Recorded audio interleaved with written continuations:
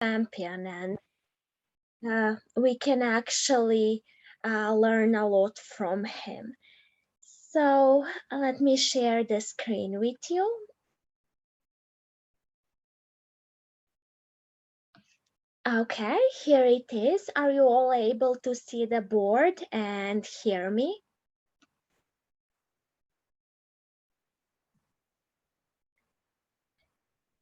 We are using the same study as before, so feel free to join it, and I'll also send you a link in the chat.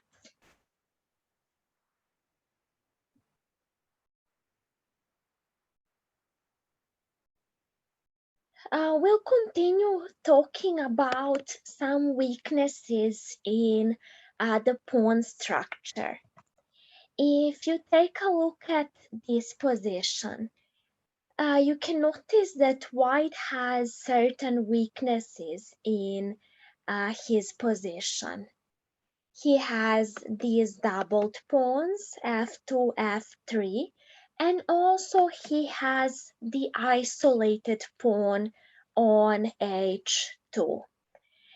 In this position, white made a mistake and he transposed into the pawn endgame by trading rooks.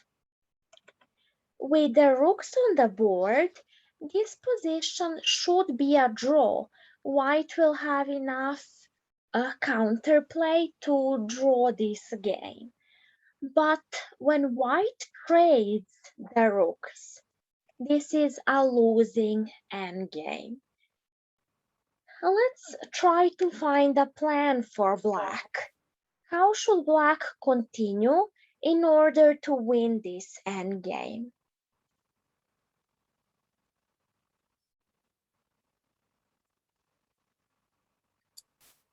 Okay, so one idea is to push the pawns forward.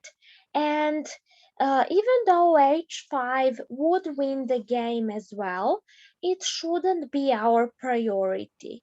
What is probably the most important thing in the endgame?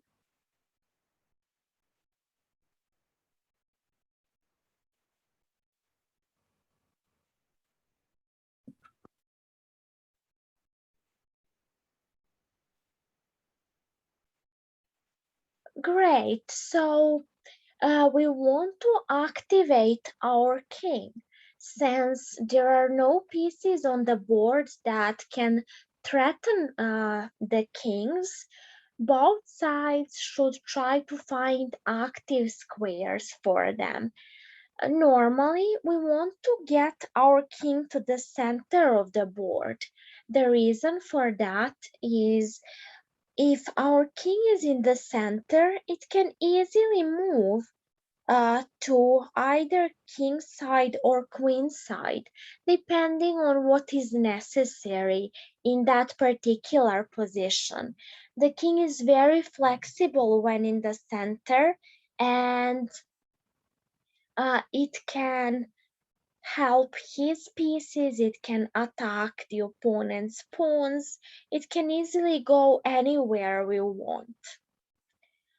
King d6 is a good move here, but it is not the best. In this particular position, the king shouldn't go to the center. We can see that white has these weak pawns on the king side, and black should try to exploit the weakness of these pawns. We talked about them before. King f6 is the move.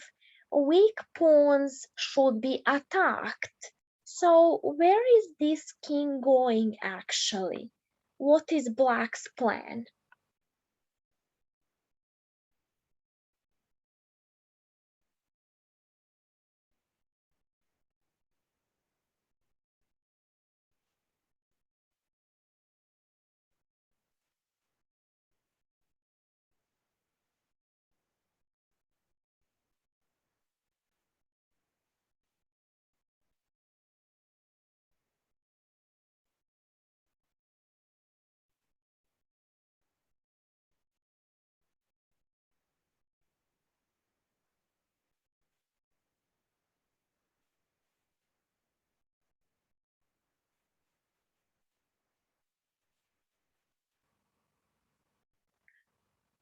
Great. King g5, h4, and h3. White has these weaknesses, but black cannot attack f3 and f2 at the moment. h2 is the weakest pawn, so black is going there to attack it. White needs to bring the king to the king side as well in order to protect this pawn. Black continued with his plan, king f1, and white is just in time to protect the pawn. It was necessary to protect it because white shouldn't allow black to have an extra pawn and a passed pawn on the h file. Now that black managed to improve the position of his king, we need to find a continuation. We need to find a winning plan. How should black win this endgame? Do you have any suggestions?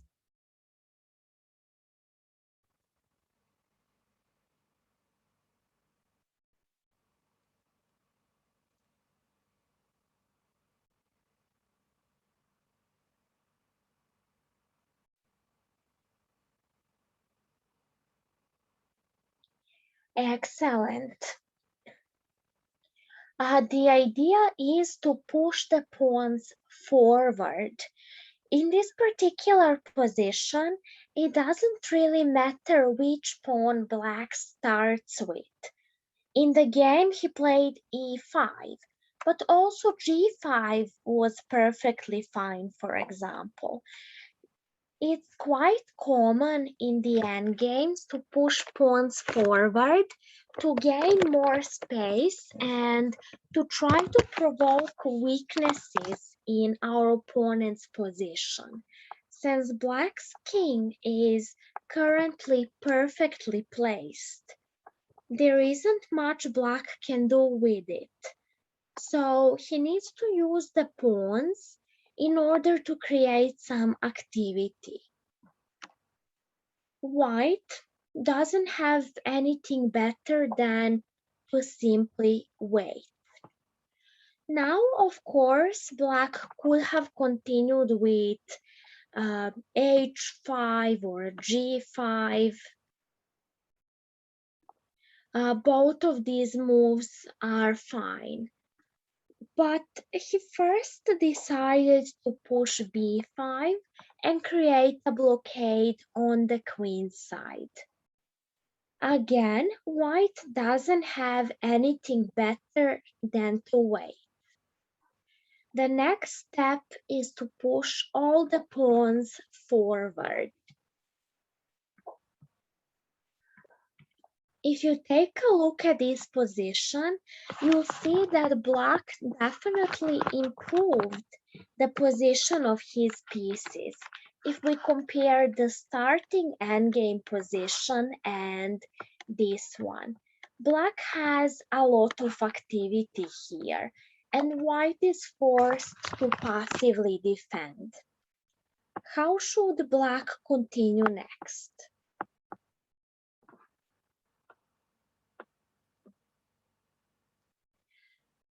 Excellent. G4 was,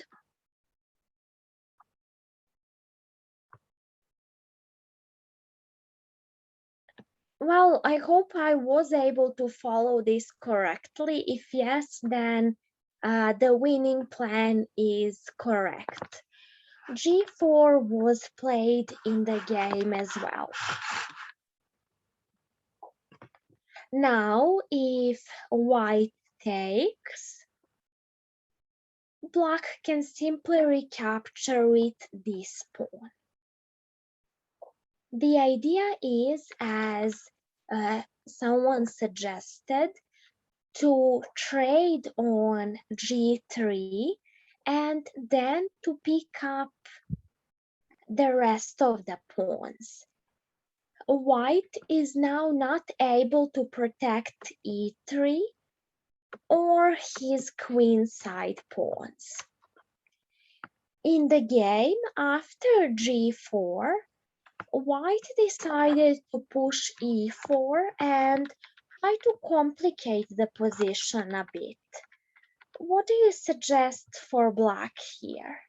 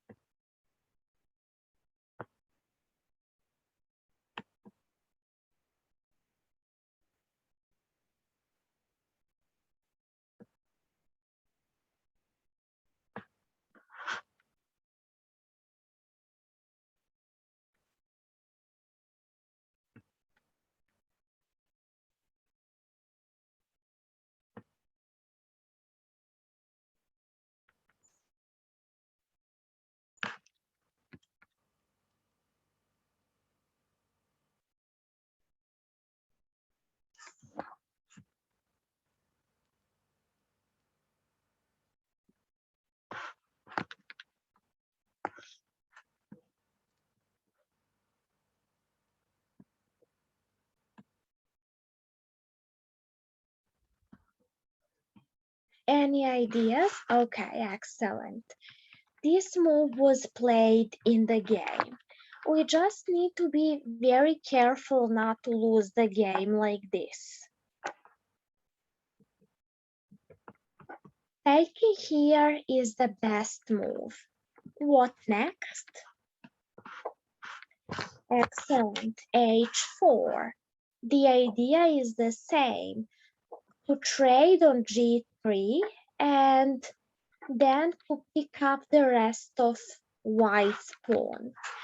At this moment, White resigned the game.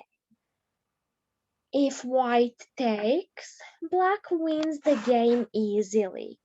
He will pick up the E4 pawn and then he can just either use the E5 pawn to win the game or sacrifice it and pick up the queenside pawns. With the two passed pawns, the position is definitely winning. If White, instead of taking, plays f3, how does Black win the game? Excellent. The point is that White doesn't have anything else than to move the king, and then King h2 wins the game. This endgame is an excellent illustration of how having weak pawns can actually cost you the game. In this position, White had doubled pawns and an isolated one on the king side, and that is why he lost the game. He could have tried to save the game and draw this position by keeping the rooks on the board. It's much more complicated for Black to win the endgame if the rooks are still there. Remember these ideas related to pawn endgames. Improve the position of your king. Normally you want to go to the center, but we can see that in this particular position, going to the king side was better. Also, remember that pushing pawns forward to get more space and to force some weaknesses in your opponent's position is a quite a common and useful idea. Are there any questions about this endgame?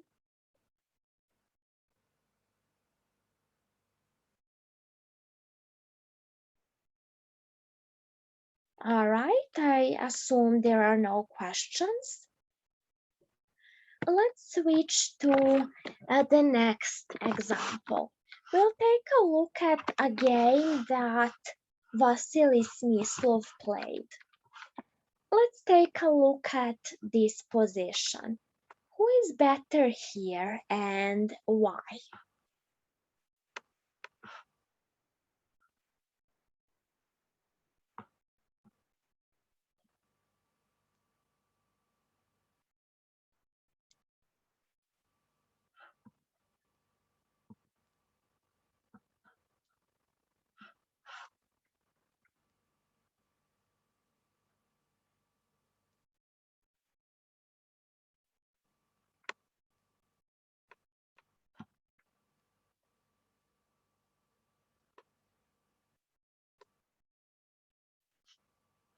Any ideas? I think white is better Excellent. And what is the reason? because they have better pawn structure. Great. White has only two pawn islands, while black has three. Also, black has a backward pawn on d6, which is quite weak. So white's pawn structure is better. Another reason why white is better in this position is because his pieces are more active than black's. White's rook on d1 is very active on the d file. Black's rook is just protecting. This bishop on g7 is quite a passive piece. It is completely restricted, while white's bishop has a long diagonal. In general, white's pieces are placed in more aggressive squares than black's pieces. Let's find the best continuation for white. What do you suggest?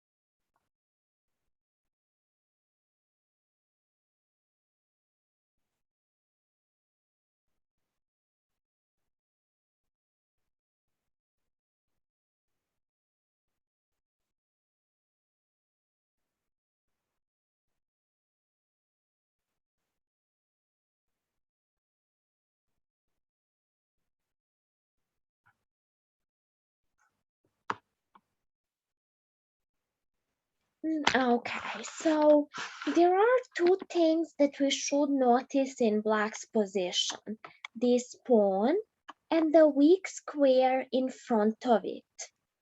d5 can be an excellent outpost for our pieces.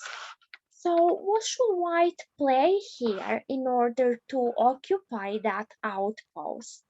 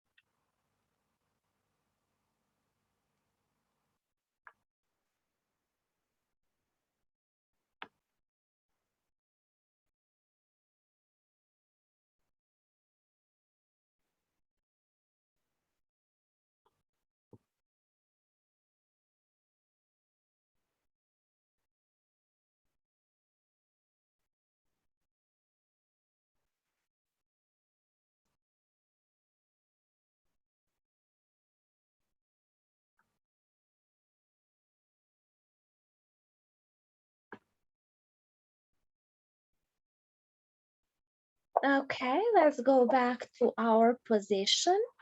The best move here is knight c3.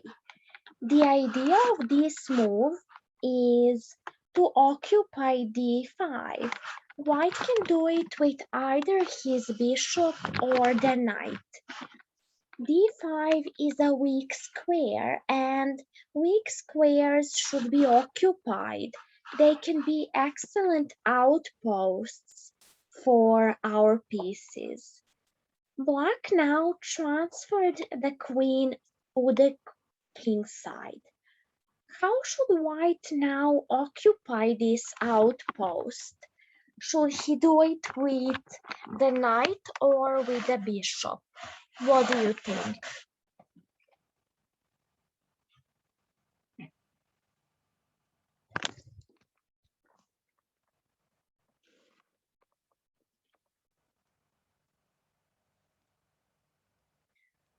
Okay, Jeffrey suggests with the knight.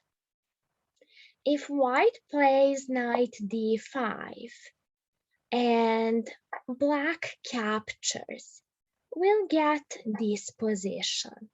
Now we have the opposite colored bishops on the board.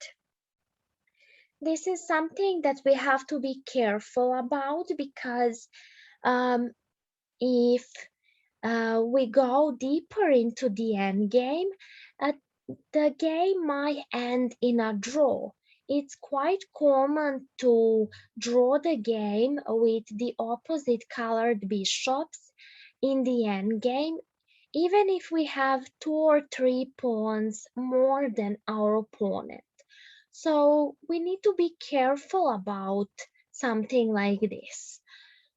Since we haven't traded this many pieces, white should still have a winning position. If we go back, it's actually better to occupy the outpost with the bishop. The idea is to trade the light squared bishops.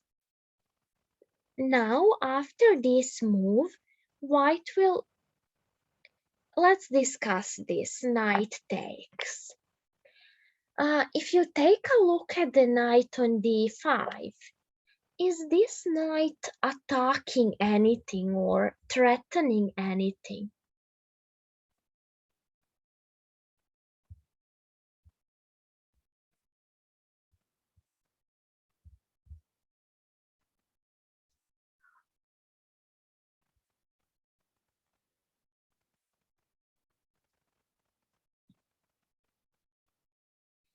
It's very important to differentiate between a piece that is active and the one that only appears active. The knight on d5 looks well on that outpost, but it doesn't do that much. Instead, it's better to occupy the outpost with the rook. Normally, we never want to recapture with a pawn because um, we can no longer use d5 for our pieces, and that's not a good thing. In this particular position, d5 is isolated, so that's another minus for white. Instead, it's much better to take with the rook. The rook on d5 is quite useful compared with the knight.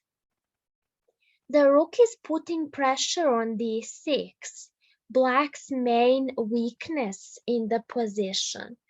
After this move, white can even double on the d file, and we can see that the rook is actually doing something on d5. Compare with the knight. When the queen moves, the knight is not actually threatening anything. In the game, after bishop d5, black moved the king. The idea is to possibly move the bishop now that the king is no longer behind it. How should white continue here?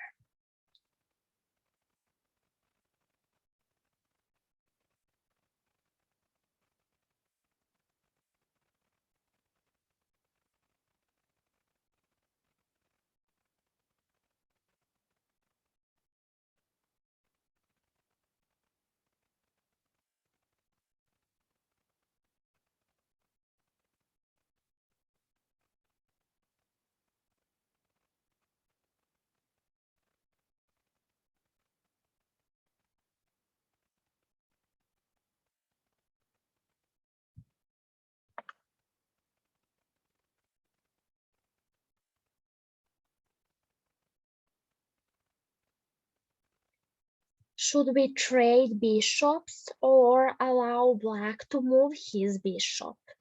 What do you think?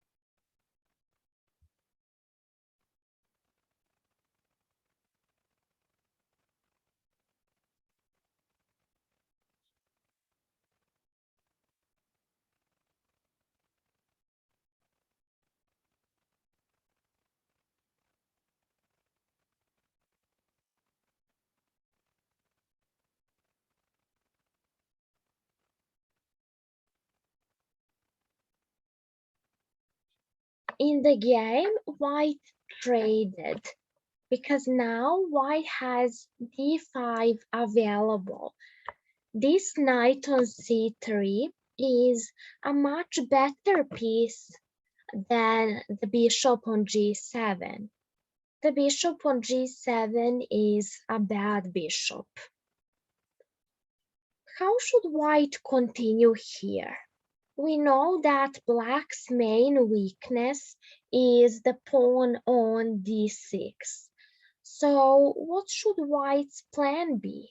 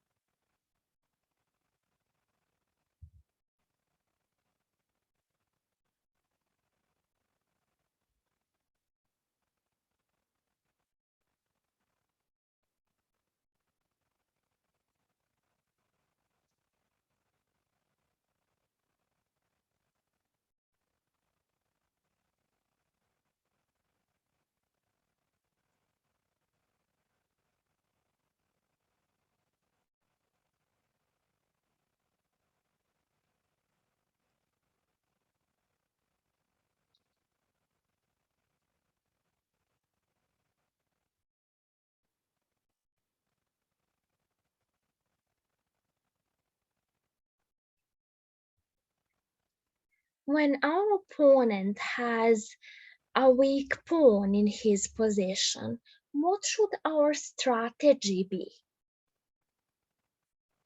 Any ideas?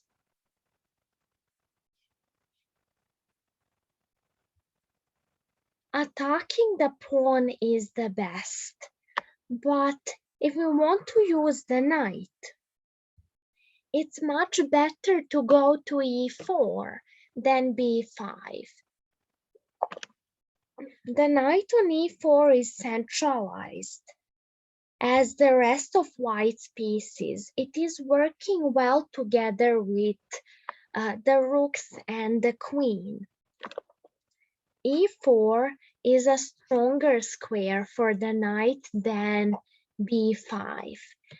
But in this particular position, attacking with the knight might result in some complications after d5.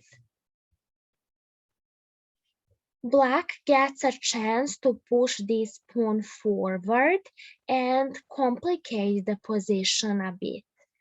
That's why it's still not the right time to use the knight and attack this pawn.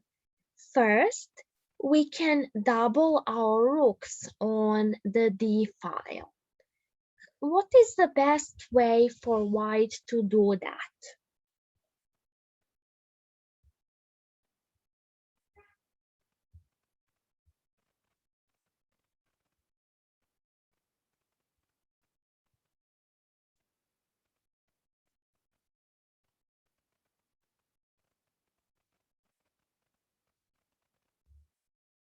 Excellent.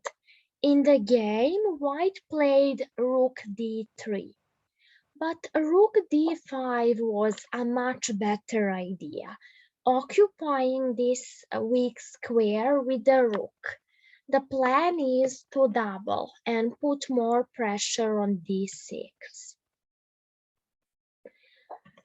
In the game, rook d3 was played. Rook c7. Black's idea can be to play rook d7 and add more defenders to this pawn, but also black can transfer both rooks on the F file and put pressure on F2. So these are two possibilities for black. Now white continued with his normal plan. Rook f7. Black is trying to get some activity for himself. How should white continue now?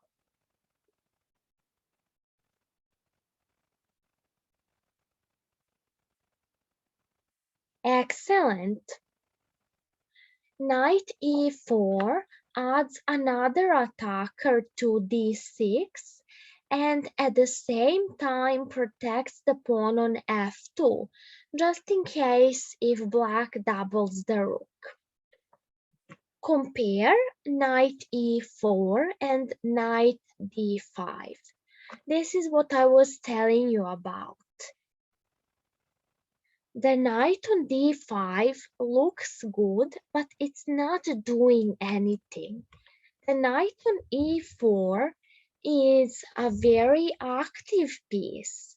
It is attacking the pawn on d6 and it is also protecting f2. So make sure that your pieces are really active, that they don't just appear to be. Now black needs to protect d6.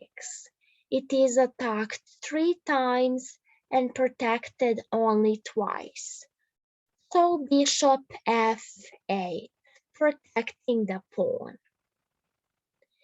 How should white continue? It seems that, okay, queen d2. Queen d2 is an excellent idea, but let's now learn something new. We have this half-open D file that we are placing our pieces on. What is the best setup of our pieces if we have 2 rooks and a queen? C5 here is not good for white. Who can tell me why?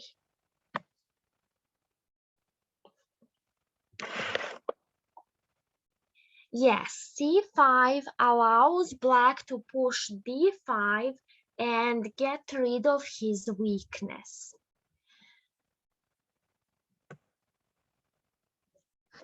Back to talking about the half-open d file. What is the best setup on an open file if we want to use both the rooks and the queen? How should we arrange these pieces?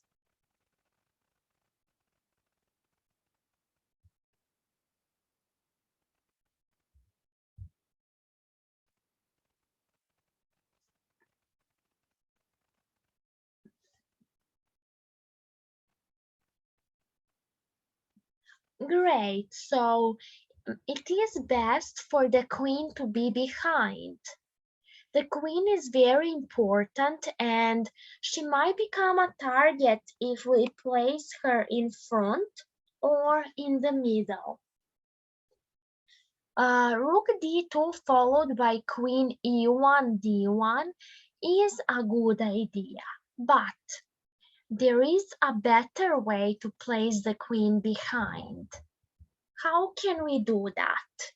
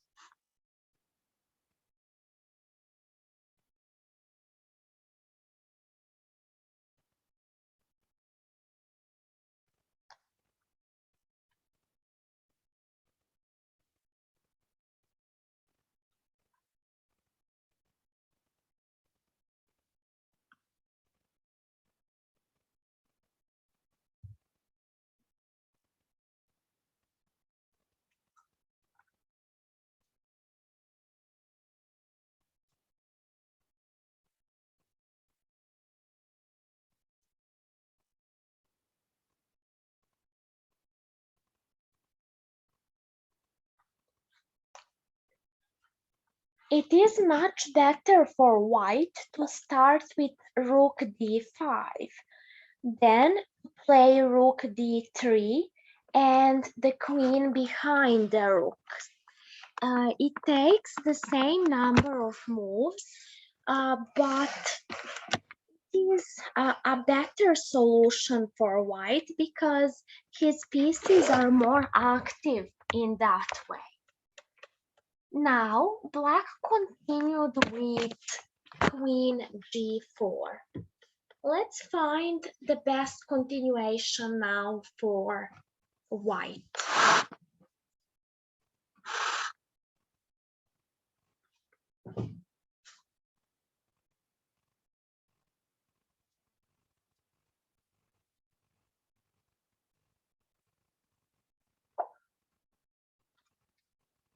Rook d3 is best because it prevents rook f3 and also it allows white to possibly place the queen behind. Of course, white needs to be careful about the knight on e4 that's hanging. Why wasn't it good for white to take this pawn here?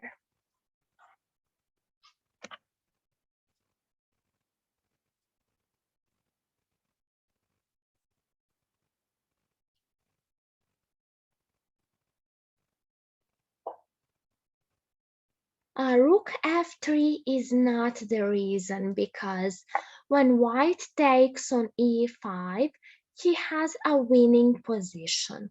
Black doesn't have any serious threats here. There is something else.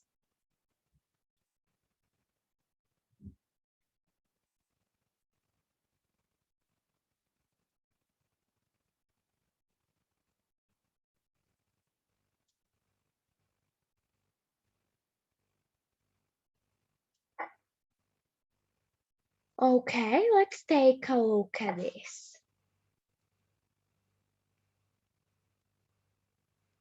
How would you continue? Great. And rook takes. Excellent. Now black has two rooks and white has the queen. Quite an unusual situation. I know that most of us don't like giving up the queen and playing with the two rooks instead, but two rooks can actually prove to be stronger in many situations. If you take a look at this position, it's not clear how white can actually win the game. For example, let's say black continues with e4. Do you have any ideas for white how to win the game?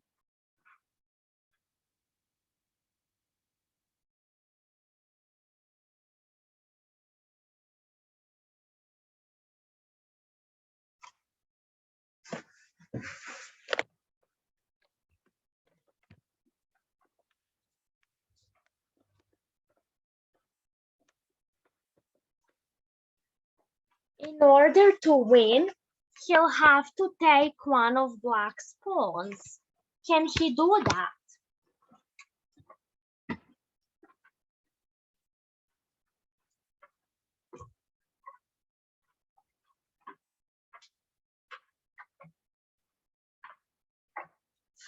If white takes on e4, how can black? Excellent. Rook d2. And white can no longer win this game. When we have a worse position, it is quite common to try to complicate the situation on the board. We want to create complications in order to allow our opponent to make a mistake. It is more likely that our opponent will make a mistake if the position is more complex. Also, going for material imbalances on the board is quite a good strategy as well. Here, black has two rooks and white has a queen. We do have some piece imbalance on the board. White here will probably have to go to e3 and defend. This is not a comfortable position for him. That's why white is not able to take immediately. He needs to play rook d3. Now black decided to play bishop e7. Let's take a look at another variation as well. If black plays this move in order to protect, how should white continue? Excellent. Queen d2 is best. Let's see what happens if black keeps on continuing with the protection.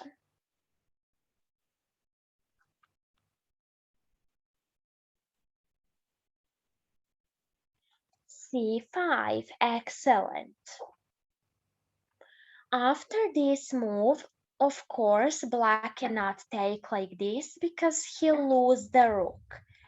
And if he takes with this pawn, what is the winning idea? Excellent. Again, black cannot take, and if he retreats the queen, he'll lose the exchange. Great.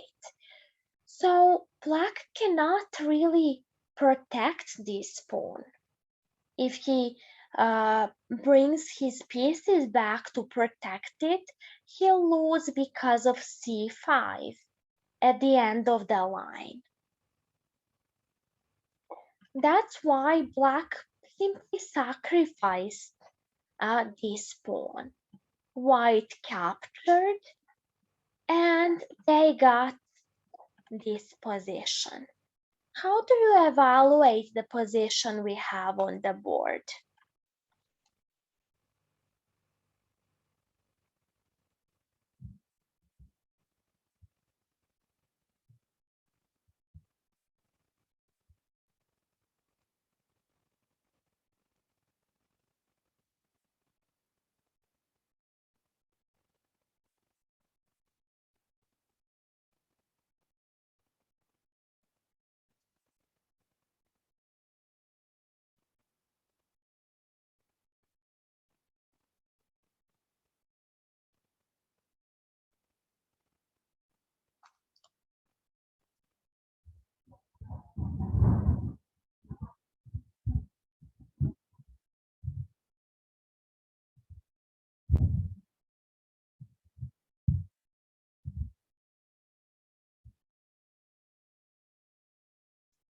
White is a pawn up, and also he has a very good piece activity, so he should win the game.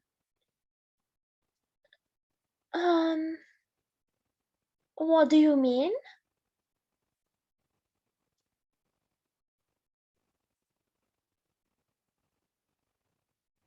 I'm looking at the arrows and trying to understand what with the A pawns.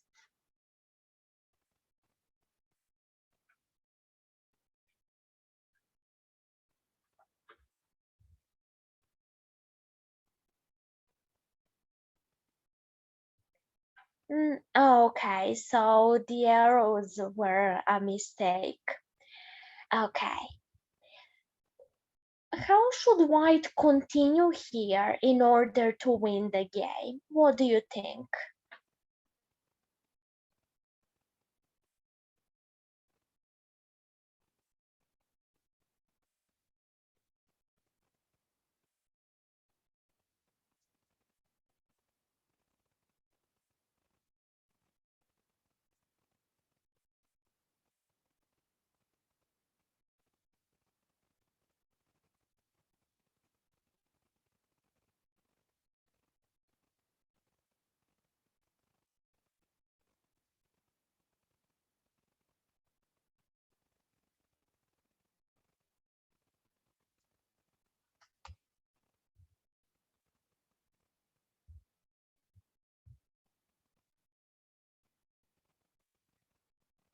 Any ideas for White?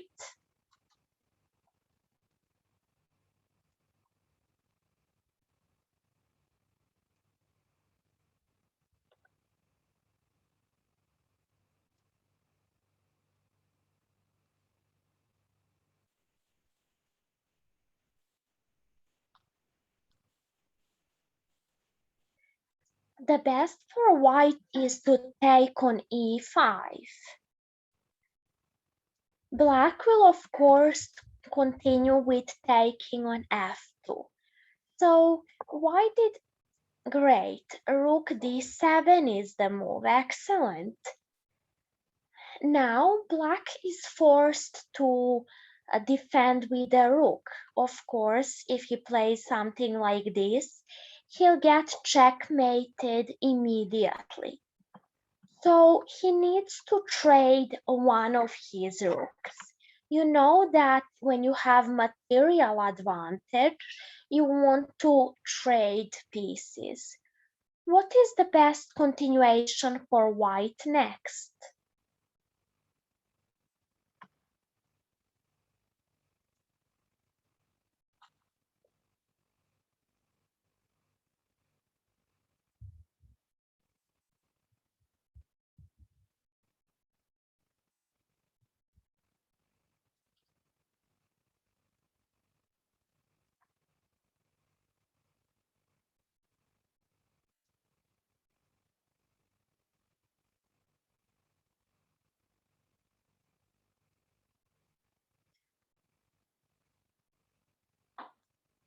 If you take a look at this position, What is Black's main weakness at the moment?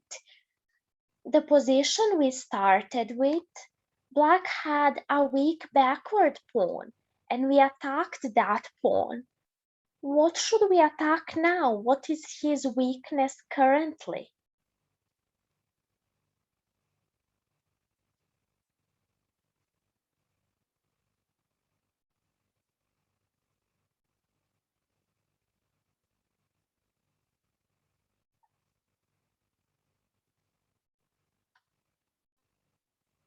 Okay, Black's king is actually weak. So it makes sense to attack it like this. But Queen e8 is not the best because of Queen f5, protecting the rook and threatening checkmate. In this position, White can immediately threaten a checkmate with Rook d8. Black protected with Rook g7. Excellent. Now g5. Let's continue.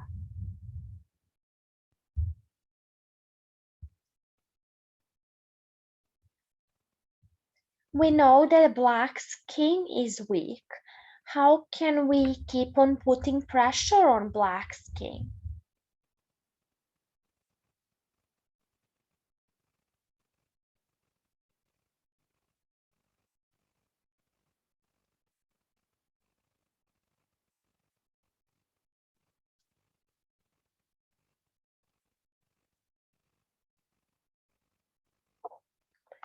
Excellent. So let's get the king out in the open. What now? What do you think is best?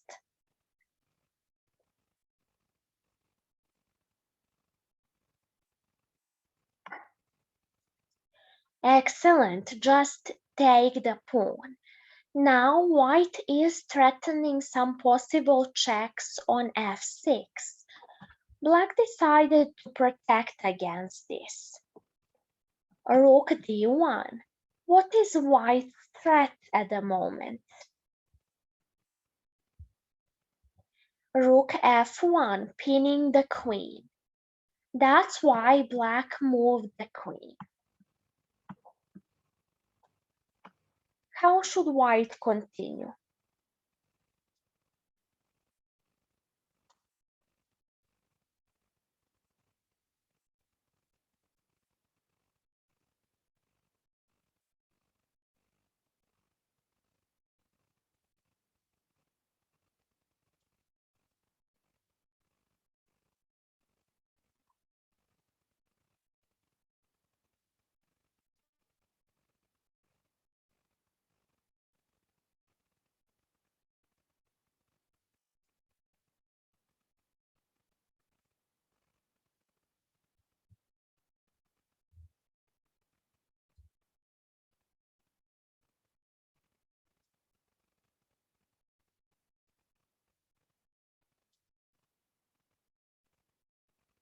Any ideas?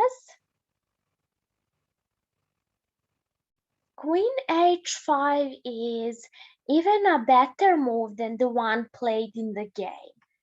In the game, White continued with this move. Rook f1 is winning as well, but Queen h5 was more accurate. Now Queen f6, offering a trade. When we have material advantage, we should trade pieces, of course. Black didn't want to trade. Queen f5. The queen is quite active on f5. We have a possibility to give a check on d5 at some point.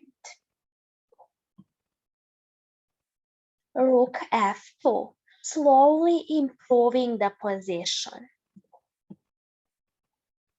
Now White played Queen d3.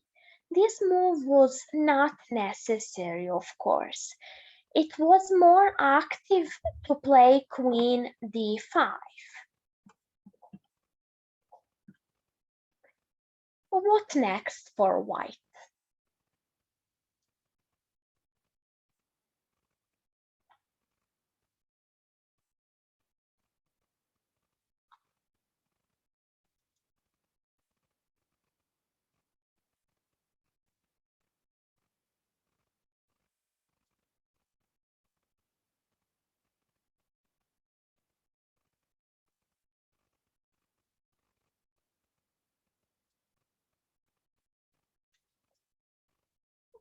White continued with rook e2 and now queen e4. You can see that white is slowly improving the position of his pieces. Now a very strong move, rook e6. Rook e8 is another possibility. When the king moves, we can continue with queen e4, for example. Our pieces are going forward and putting pressure on black's position. In the game, rook e6 was played. Let's see why.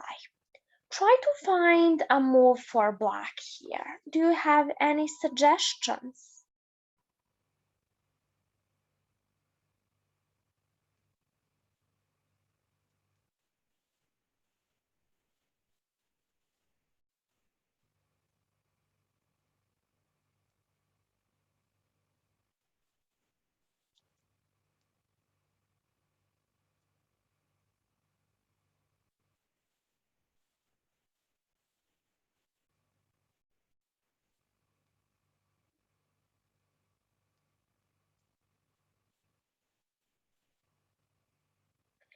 It's quite hard to find a move for black.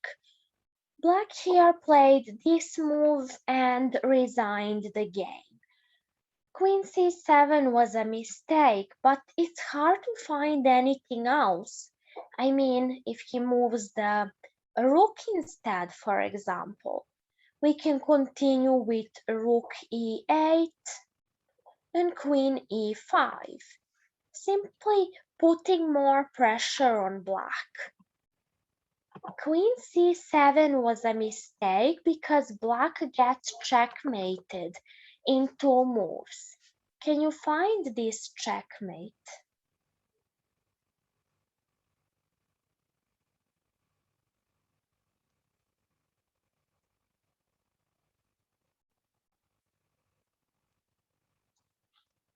Rook e8, excellent. Black resigned before getting checkmated. And this game is just another example how we can play if our opponent has weaknesses in his pawn structure. Having weak pawns can result in losing the game because they are excellent targets. It doesn't matter whether it is the middle game or the end game. We can put pressure on these pawns and eventually we will win one of them.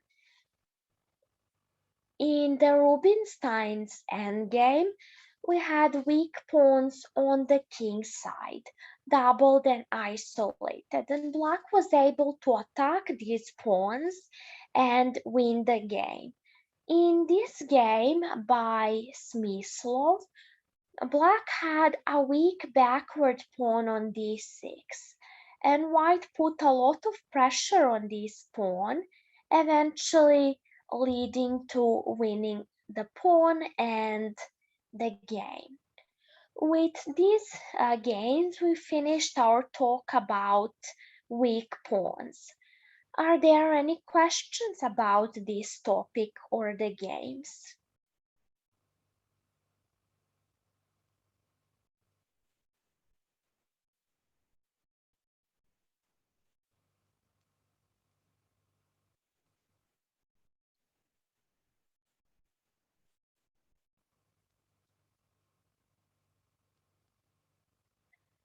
All right, I assume there are no questions then.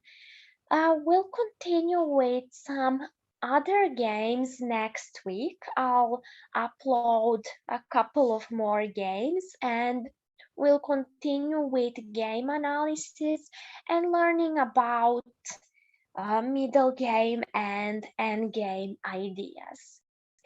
I hope you guys have a nice week and I'll see you next Tuesday. Bye.